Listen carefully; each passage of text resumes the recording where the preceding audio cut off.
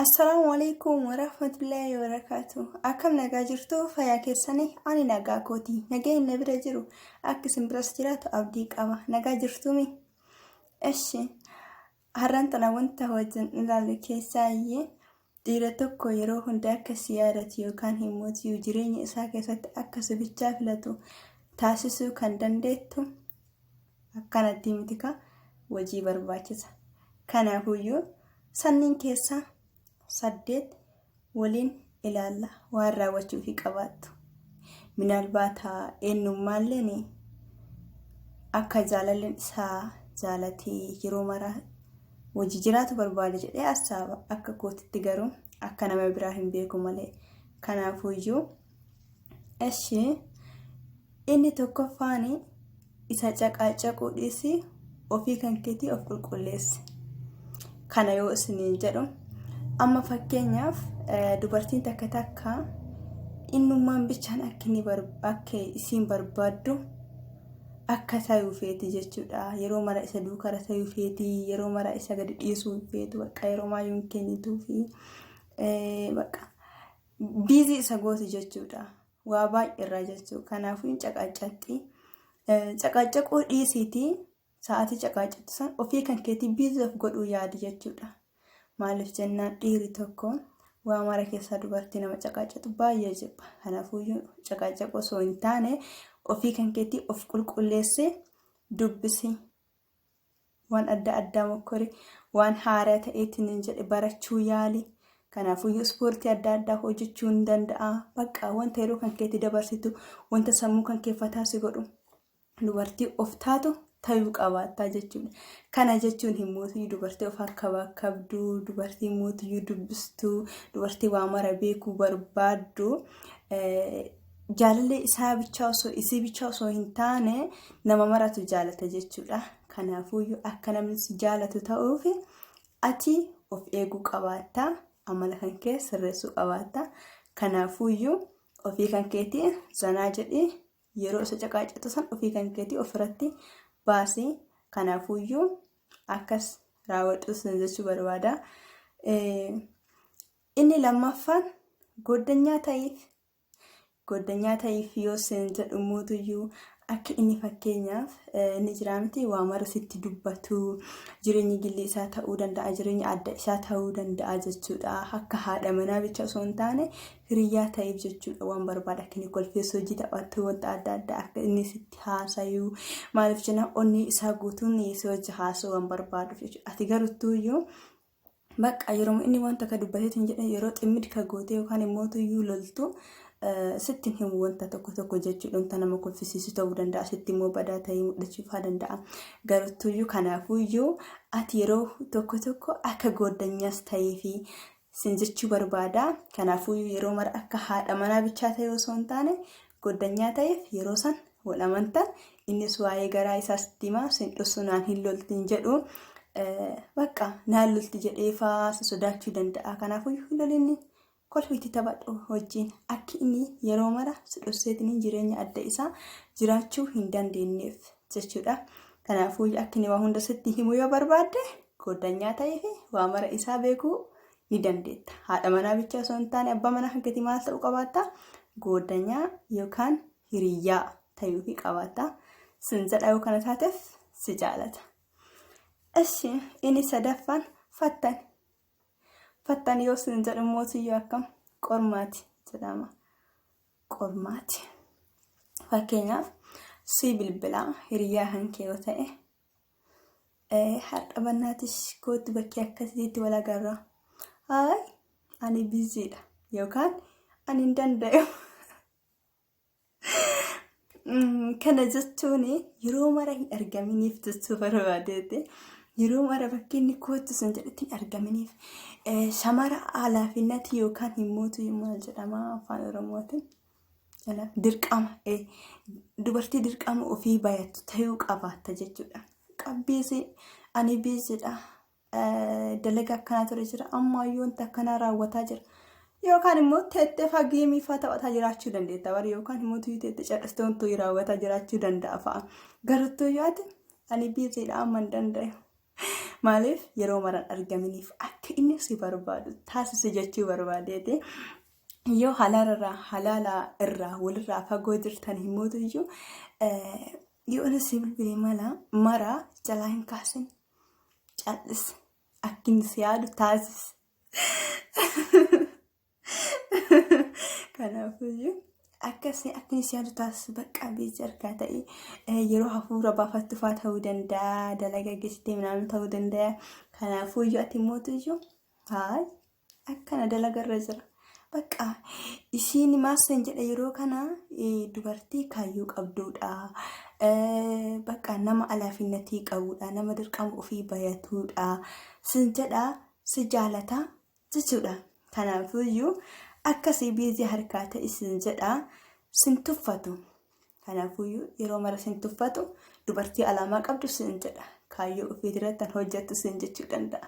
Kanaafuu akkas harkaatiin sin jechuu barbaade. Kabaji yoo sin jedhu isa bichaa osoo hin taane isa osoo hin taane warra isaa beeksisa isaa jaaladhuuf keessattuu harmee isaa abbaa isaa obboleeyyan isaa maatii isaas jechuudha. Kanaafuu abbaa fi haadha isaa keessattuu kabajiif yeroo baay'ee ni agarra. Akka biyya keenyaatti soddaa jedhama akkasatti fakkaate. Kan hoololan agarra jechuudha. Kun immoo maalirraa kan ka'e wal kabajuu dhabuurraayi jechuudha. Wal kabajuu dhabuurraayi.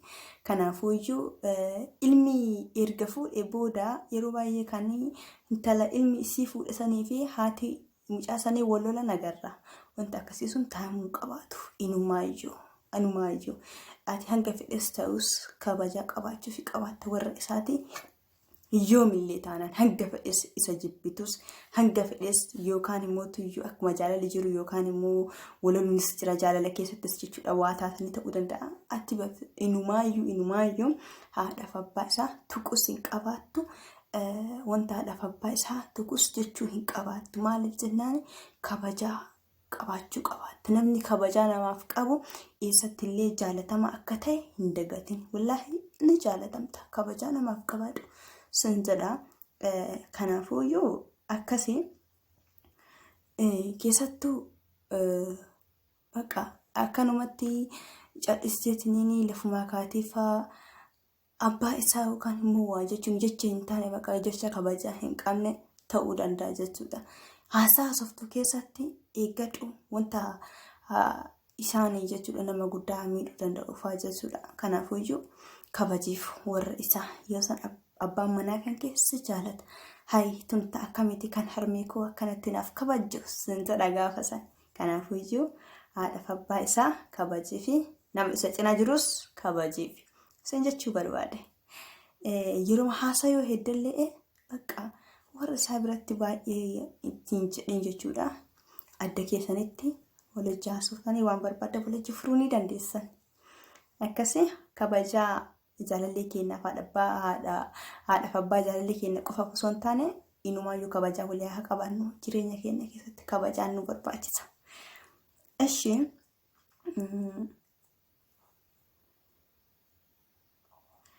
waan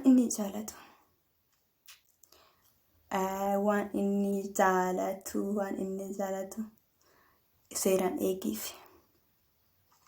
goddanyaa isaa kan inni jaalatu ta'uu danda'a. Kanaafuu bakka ni jiraami goddanyaa isaa ta'uu danda'a. Waan inni jaalatu bakka eegii fi seeraan jechuudha. Kanaafuu seeraan eeguu fi qabaattaa uffata isaa ta'uu danda'a. Bakka akka bakkabee. Kanaafuu ati wanti inni jaalatu waliigalatti wanti inni jaalatu ni beektaa. Yeroo mana keessan keessa waliin jiraatan ta'uu danda'a. Amala isaa beekuu dandeetta. Kanaafuu walii qabatti waan inni jaalatu eegii fi seeraan sin jechuu barbaada. Jahaffaan kennaa adda addaa kenniif.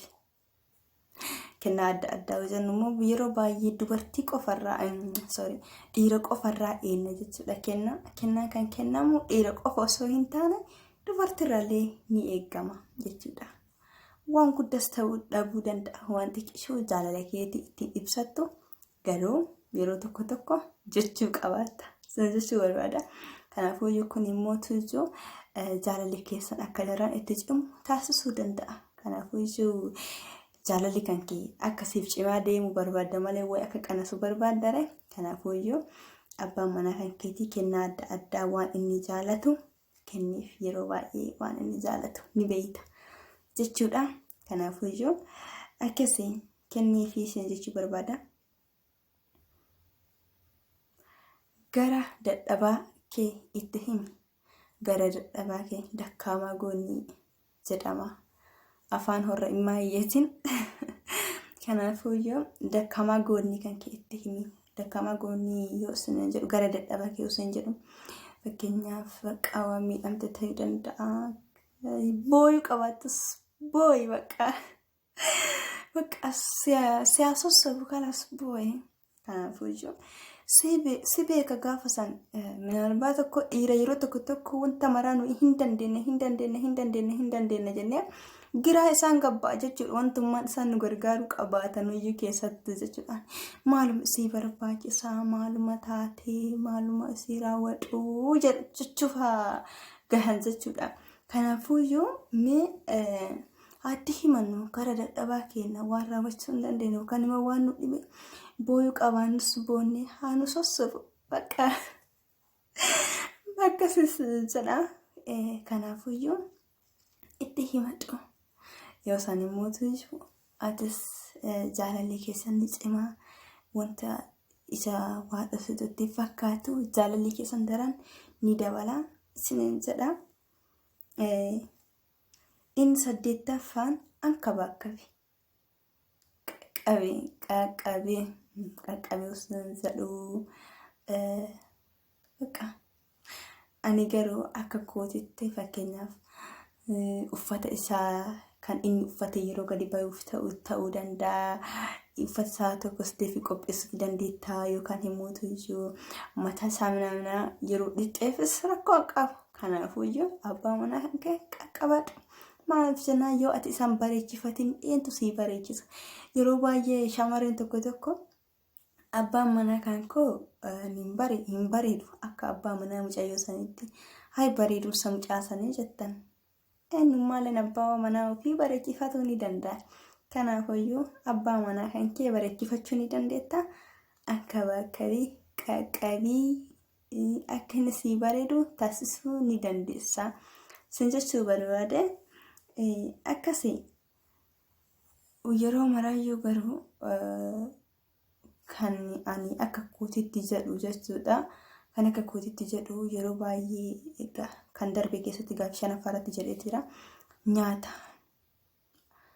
gara akka bakka beekii kanattis nyaata dhiironni baay'ee tokko onnu jedhan jechuudha. Gara nyaataa kanatti nyaata abbaa manaa keessanii raawwadhaa fi hojjedhaa fi dhiirri nyaata onnu jedhu baay'ee jaalatu jechuudha. Nyaata irratti qalbii hin beekan jechuudha. Kanaafuu isin nyaata akka inni jaalatutti yeroo baay'ee raawwadhaa fi uffata isa bareechisu qofa osoo hin taane akkasi keessattuu jechuudha. Kabajaa fi nyaata yeroo baay'ee dhiironni ni barbaadus ni jaalatus jechuudha. Akkasi akka kennaatti miti jechuudha. Yeroo maraa aynati tokko nyaachuu ta'uu danda'a nyaati jechuudha. Nuyi rakkoo hin qabu. Dhugaa dubbachuuf nu biratti rakkoo hin qabu. Maaliif jennaan jireenya keenya keessa waan beeknuuf garuu dhiira biratti sun baay'ee intinidha. Hagas maraamate. Kanaafuu nyaata yeroo mara aynati tokko hojjetanii bakka sadaa godhachuu fi yeroo san himooti jaalalli keessanis hanga mi'aa agaruu ni dandeessanii isinidha. Inshallah rabbiin nama jaalalan urmii baay'ee walitti turu nu mara haa taasisu. Rabbiin jaalala nuuf haa kennuuf jecha qophii koo asumarratti xumuree jira. Galatooma hanga viidiyoo biraatti walitti deebinutti. Ciao. Subscribe, share, like gochuu hin dagatinaa please.